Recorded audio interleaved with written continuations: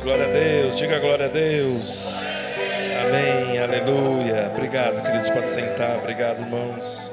Aleluia, glória a Deus. Deus seja louvado. Aleluia. Você cumprimentou a pessoa que está do seu lado já? Só para ter certeza que eu não pude cumprimentar todo mundo. Aí você me ajuda aí cumprimentando as pessoas que estão do seu lado. E do lado esquerdo também? Do lado direito também? Então tá bom, tá certo, maravilha. Quem já fez isso então? Você já fez uma oferta para o seu irmão de R$100? Não? De 200? Tá bom. Pode fazer uma oferta ao seu irmão. Abra sua Bíblia aí na... Vocês gostaram, né? Se gostou, faça. Né? Gostou, faça. Aleluia. Diga assim, eu sou próspero. Amém. Ó, aí já ficou só 3 falaram. Tá vendo? Você falou que ia doar R$100 para o seu irmão. Então você diga, eu sou próspero. Amém. Você é próspero. Terceira epístola de João. Abra aí. Você nunca leu esse texto. Vou ler com você hoje. Terceira epístola de João, capítulo 1, no verso 2. Terceira João 1, verso 2. O verso 1 ele diz assim: o presbítero ao amado Gaio, a quem eu amo de verdade. Então essas são chamadas as epístolas do apóstolo João. No verso 2 ele traz uma verdade maravilhosa. Ele diz assim: amado, acima de tudo, eu faço votos por tua prosperidade e saúde, assim como é próspera a tua alma. Amém?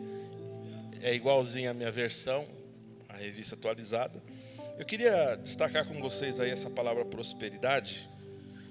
Essa palavra prosperidade é tão interessante, ela tem tantas, ela tem um significado tão profundo, e a gente não pode deixar o significado raso e traduzi-la somente como dinheiro, de jeito nenhum, porque ela tem um sentido muito maior. Essa palavra prosperidade no grego é euodoo.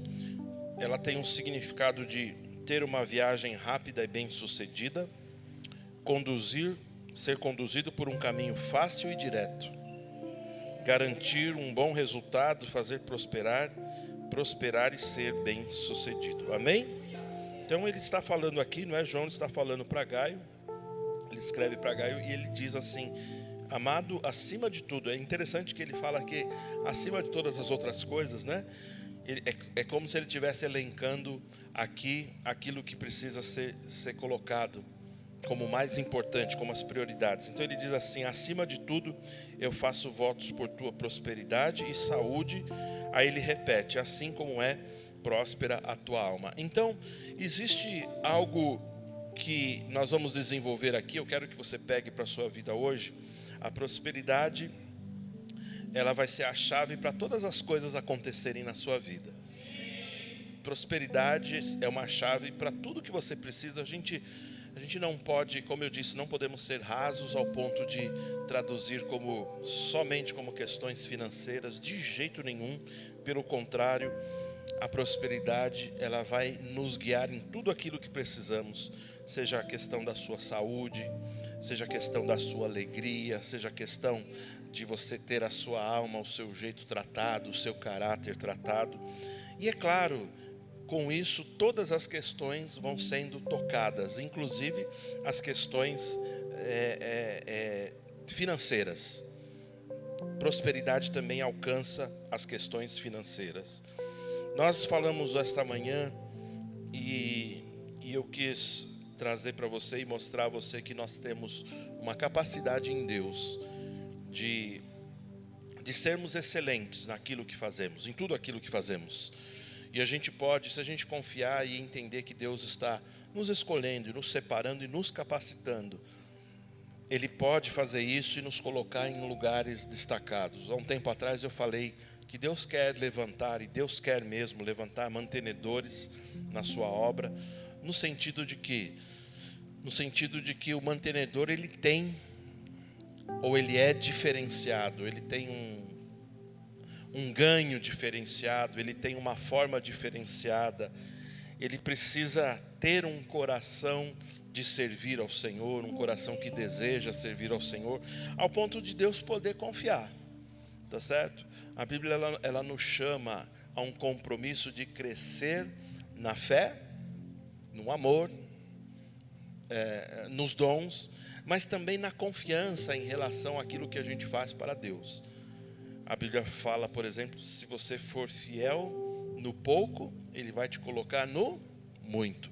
Significa que como se fossem estágios. Se eu cumpro pequenos estágios na minha vida, eu sou habilitado para estar no estágio maior. Você está comigo? Você está comigo? Então, a Bíblia mostra, irmãos, por textos e mais textos e muitos textos, que Deus quer que você prospere. Ele é o maior interessado que você seja próspero. Então a gente não pode, a gente tem que tratar isso na nossa vida. Jesus era próspero? Era. Jesus era próspero. Uma questão do ministério financeiro de Jesus, ou as finanças do ministério de Jesus, era tão interessante que parece que não se percebeu que Judas roubava dinheiro, não é, do ministério de Jesus. E ele não fez isso poucas vezes, mas ele fez isso várias vezes, e por muitas vezes não se percebeu. Então isso, a gente pode ter até uma ideia do tamanho do ministério que era, não é? Jesus, ele tinha um ministério forte ao ponto de nem perceberem que Judas lançava a mão do dinheiro que estava disponível para eles. O que eu quero dizer é que Jesus, ele também foi próspero em todos os caminhos que ele andou. Ele levou prosperidade, ele prosperou pessoas, ele mudou caminhos, ele mudou mentes, ele mudou intenções. Então eu quero dizer a você, Deus está interessado que você seja próspero em todas as áreas, amém? Então, a prosperidade bíblica, ela não pode ser igual à prosperidade do mundo. Nós ficamos tristes e às vezes a gente comenta, né, com algumas pessoas como a igreja perdeu autoridade, não é, para falar sobre prosperidade, sobre finanças, porque muitas vezes andaram por caminhos tenebrosos, caminhos obscuros, caminho não sendo transparente com essa questão financeira. Mas o que eu quero dizer é que não é por isso, não é porque aconteceu essas coisas que não existe uma doutrina, um ensinamento sobre prosperidade. Então a prosperidade bíblica não é ter muito dinheiro, não se refere a ter finanças. A gente precisa ampliar nossa cabeça. Está comigo? A prosperidade não se refere a ter um carro ou 2 carros, ou várias casas, ou propriedades. Tem pessoas que têm propriedades, mas não são prósperas. Você está entendendo? O irmão Reagan, por exemplo, ele sempre pregou sobre prosperidade. Interessante, em alguns livros ele vai mostrar, ele mostra o seu testemunho pessoal, que inclusive ele tinha, muitas vezes ele tinha uma única troca de roupa.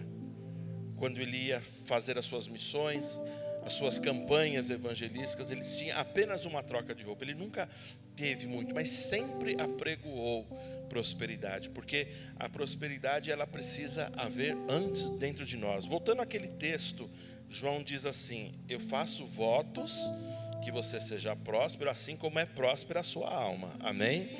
Então eu pergunto a você, a sua alma é próspera? Se a sua alma for próspera, todas as outras áreas da sua vida vão ser afetadas. Elas vão começar a ser afetadas, amém? Então a prosperidade não é ter essas coisas, porque essas coisas elas vêm como uma consequência. Diga consequência, tá certo? A prosperidade que Deus dá, ela é muito maior e muito melhor, amém? Então a gente precisa começar a entender isso, a entender que pelo Espírito nós geramos todas as coisas. Quando eu sou próspero no Espírito, na minha alma, nas questões intrínsecas da minha vida, interiores da minha vida, tudo vai ser afetado. Então você precisa ser próspero aqui dentro. Você precisa prosperar aqui dentro, você precisa ter convicções em você mesmo, você precisa começar a ver resultados da palavra em você, você precisa ter saúde divina, você precisa se alegrar, você precisa ter resultados para você mesmo, você precisa ver que essa palavra de fato e de verdade funciona. Abra aí num texto no telão, em Efésios 1:3. Eu li esses dias, quero ler novamente com os irmãos. Efésios capítulo 1, verso 3. Bendito o Deus e Pai de o nosso Senhor Jesus Cristo, que nos abençoou com todas as bênçãos, ou toda a sorte de bênçãos espirituais nas regiões celestiais em Cristo. Eu não sei se você consegue interpretar esse texto é bem extravagante, não é? Ele diz assim, o Deus e Pai que nos abençoou, nessa versão aqui, ó. Bendito Deus e Pai de nosso Senhor Jesus Cristo, que nos tem abençoado, ou que nos abençoou. Aí ele diz, não com algumas, mas toda a sorte de bênção espiritual. Você consegue interpretar isso rapidinho? Ele fala toda a sorte, seria toda a variedade de bênção espiritual. Tudo que você precisa espiritualmente falando já está providenciado para você. Amém? Por isso que quando você estiver faltoso de algo, aproprie-se pela fé, receba pela fé. As coisas espirituais, as bênçãos espirituais, elas já estão colocadas. Você precisa acreditar nisso. Você precisa acreditar nisso. Algumas coisas nós não oramos, irmãos, nós não oramos mais para ter coisas. A gente não ora mais, oh Deus, me abençoa. Está errado. Isso passou, a gente precisa entender. Ele já nos abençoou com toda a sorte de bênção espiritual. Então, se algo não está acontecendo, levante-se. Fala assim, Senhor, muito obrigado, já sou abençoado, já sou próspero. Tem coisas, você precisa entender pela fé, tem coisas que eu preciso pegar no mundo espiritual. Não tem nada a ver com a minha empresa, não tem nada a ver com o meu chefe que é regulado, não tem nada a ver com a crise no país, não tem nada a ver. É algo que eu preciso falar assim, é meu, eu tomo pela fé, eu recebo um salário maior, eu amplio as minhas tendas, eu faço chegar aquilo que eu quero na minha casa. Eu preciso crer nisso, meus irmãos. Eu tenho vivido isso, você precisa viver isso. Eu sei que muitos de vocês têm vivido, mas nós não podemos mais ficar pedindo, mendigando a Deus. A nossa posição em Cristo não é mais mendigar, não é falar, Senhor, o Senhor pode fazer alguma coisa por mim? Não é mais esse nível. Quem está nesse nível é quem não tem aliança, que precisa de uma misericórdia, precisa de um favor de Deus. Nós temos favor, graça e misericórdia abundantes. Eu tenho tudo aquilo que eu quero e você precisa falar, já é meu, já é meu. Se você crê nisso, e talvez você comece a crer, as suas orações podem mudar. E você fala assim, Senhor, obrigado. Eu estou precisando de um carro novo. E eu recebo o carro novo que eu preciso. É esse tipo de oração. Eu não sei se você está entendendo. Não é que Deus nos chamou para dar carro, entenda. Mas aquilo que eu preciso, eu já tenho no mundo espiritual. Se eu tenho um comportamento de duvidar que algo vai acontecer, Deus não pode fazer nada por mim.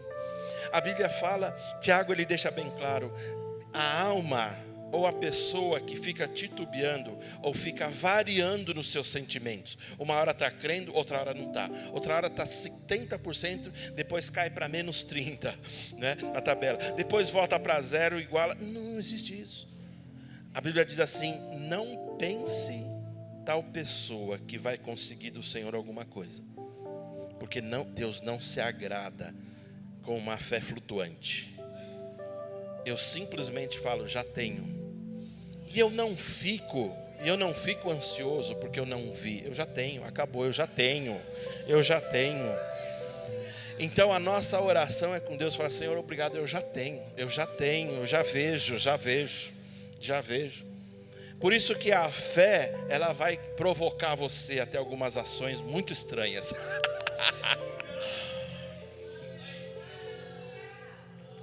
Aleluia. Eu não gosto de moto. Eu acho que é perigoso. Mas se uma pessoa está crendo que vai ter uma moto, sabe o que ela faz antes? Ela já compra o capacete. Hã? Você não vai comprar moto não, tá doida? Não tem plano de ficar viúvo não, tá doida? Tá amarrado, irmã Salete, em nome de Jesus, esse que eu te repreendo. Ora pela cabecinha dela lá, não vai ter moto. Aleluia, mas se você tiver um desejo de algo, você pode falar assim: Senhor, eu sei, é meu, pela fé. Tem coisas que eu já consigo ver pela fé. Sabe quando você sabe que vai emagrecer? E não é brincadeira não, não faça piadinha, não faça piada com ninguém não. Aí você compra uma camisa de número menor e guarda e fala assim: eu vou usar ela um dia. Parece uma bobagem, né? Mas você se antecipa, porque você já sabe que em algum momento aquilo vai chegar para você. E pela fé, né, pastor? Já chegou. Você está entendendo? Não sei se você está compreendendo, mas o foco, o modo da nossa oração tem que mudar. Eu não falo assim: Senhor, faça alguma coisa por mim. Senhor, me abençoa. Estou aqui. O Senhor não está vendo minhas lágrimas. Não é desse jeito mais, irmãos. Ele já nos abençoou. Ele já me abençoou. Então você percebe o que é prosperidade? Você percebe o que é prosperidade? Você não vai ficar chateado comigo não. Talvez você fique, mas eu preciso falar algumas coisas para você. Você sabe que muita gente vive em miséria no país? Você sabe disso? Em outros países, a gente estava falando de alguns países que sofrem, o Níger, não é? As pessoas têm um problema crônico de fome. Tem alguns lugares da África que eles literalmente comem, eles fazem uma papa de barro, né, para comer, para tentar fazer um volume no estômago. É muito triste. Algumas coisas são a figura da desgraça, né, onde chegou o homem.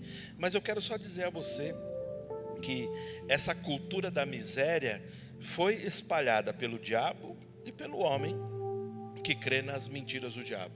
Deus, ele nos chamou para tirar a gente da miséria. Toda a sorte de miséria, não mais nada tem a ver com você. Por quê? Porque a miséria, a morte, a maldição, elas são o quê? São marcas, o quê? Do pecado. Elas são marcas do pecado. Nunca foi o plano original de Deus que o homem sofresse, que o homem andasse nessas condições. E eu sei que muitos sofrem, né? Gerações sofrem por erros de pessoas. Eu entendo isso. Muita gente está sofrendo até por causa da geração anterior que não pensou. Mas em algum momento, pela misericórdia e a graça de Deus, Deus vai fazer chegar luz ao coração das pessoas para que elas possam entender que elas não precisam mais viver nesse tipo de miséria. Você está comigo? Então a Bíblia diz que de fato nós fomos livres da miséria, da morte, da maldição. Então entenda um pouquinho. Eu sei que nós vamos crescer na fé, estamos crescendo, mas assim, ficar em falta, ficar sempre com problemas financeiros, ficar sempre com problemas de não conseguir administrar coisas, é conta de luz cortando, é cartão, é nome para o SPC, isso não é o plano de Deus. Deus, ele está falando que ele chamou você para ser o quê? Próspero. Como é próspera a sua alma. Amém? Então ele quer trazer para você uma tranquilidade. Então, uma das coisas que a gente precisa perceber é o seguinte: a prosperidade, ela está ligada à inteligência. Nós somos, Deus deu a nós inteligência para quê? Para que a gente administre bem as nossas coisas, as nossas contas, não é? Nós precisamos perceber que muitas coisas que as pessoas vivem foi um problema mesmo que elas geraram para elas mesmas. Então nós vemos o Espírito Santo, ele vai ser aquele ente querido que vai estar dentro de nós, amém? Vai nos guiar em todos os caminhos para que a gente não entre em apuros. Você já comprou um elefante branco? Quem já comprou um elefante branco aqui? Eu vou explicar um com elefante branco, tá bom? Elefante branco é uma coisa supérflua que você não precisava e comprou e colocou na sua casa. Quem já comprou? Vai, levanta a mão, se Deus vai mandar cair um raio em você, se você não for sincero agora, hein? Por que a gente faz isso? Porque a gente fica às vezes empolgado com coisas, arruma uma dívida e não era para comprar. O Espírito Santo em nós, ele vai nos guiar até para que a gente não gere necessidades desnecessárias. Tá certo? Então, olha o que ele diz em Lucas 11:13. Olha só, Lucas 11:13. Aleluia. Ora, se vocês que são maus, vocês, apesar de serem maus, sabem dar boas coisas ou boas dádivas aos seus filhos, quanto mais o Pai que está nos céus dará o Espírito Santo a quem o pedir. Você tem o Espírito Santo, isso é uma marca da prosperidade em você. O Espírito Santo, ele te guia em todas as coisas, inclusive nos gastos que você deve fazer ou não, tá certo? Então o Espírito Santo, irmãos, ele é de fato o quê? A nossa inteligência. Não gastar naquilo que eu não devo, entender que Deus quer me fazer prosperar, fazer planos para prosperar na minha vida, tá certo? Fazer planos para a médio, a curto, a médio, a longo prazo, onde você de fato quer estar daqui a um tempo, onde você quer estar financeiramente daqui a um tempo, daqui a alguns anos, porque se você traçar isso na sua vida, Deus vai honrar. O Espírito Santo, ele é uma marca daqueles que são prósperos. Quem tem aqui o Espírito Santo dentro de si? Você sabia que ele pode te guiar em toda a verdade para não deixar você enganado? Você sabe disso? Ele pode levar você para não ser enganado. Glória a Deus. Então, quanto mais eu tenho do Espírito Santo na minha vida, mais eu vou prosperar.